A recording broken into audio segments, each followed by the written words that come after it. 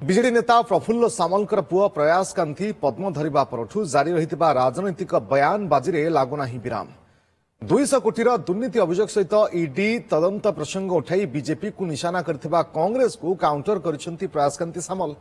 सांबादिक सम्मेलन करी समालोचना करथिबा कांग्रेस नेता असित पटनायक को निशाना करी कहिसेंती किछि न बुझी न जानी असित मीडिया रे प्रतिक्रिया रखिबा अनुचित ईडी घटना रे परिवार को कोर्ट दोषमुक्त कर सारी पूर्वर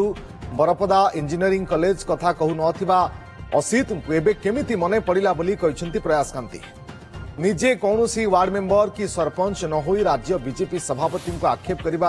ग्रहणीय नुहे बोली प्रयास कांति कहिसेंती पांड्यानकर प्ररोचना रे प्रयास कांति सामल बीजेपी रे सामिल होइछंती बोली अभियोग करथिले असित ता सहित 200 कोटी दुर्नीति एवं ईडी तदंत चलिथिबा बेले तांकु दलरे मिसा जाइछि प्रफुल्लंक पुआ भद्रक बरपदा इंजीनियरिंग कॉलेज रो मालिक होई स्टाफ को दरमा देई पारु नाहंती सरकारी जगह को मारी बसिथिबारु ईडी जांच करूछंती बोली असित अभियोग करथिले 200 कोटी टकार ऊर्ध्व ईडी जांच चलीथिला बेले तांकु नेकी तमे दलरे मिसेइलो आज प्रश्न है स्टाफ मान को दरमा कहीं दौन 14 मास है तुम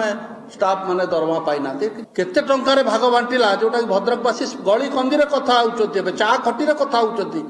जे कौन डीलटा है केते टंकार मनमोहन बाबू आज आउ के दिन पर आप देखिए ईडी जांच बंद हो जनक विरुद्ध 200 कोटी टंकार ईडी जांच चली बेले तमें जांच कर तमे ताकू केमिति नेल दल रे एवं ईडी जांच रे कोन हबो बारंबार से ईडी शब्द से मूल केस रिजेक्ट कराई एवं क्लीन चिट माननीय कोर्ट आमको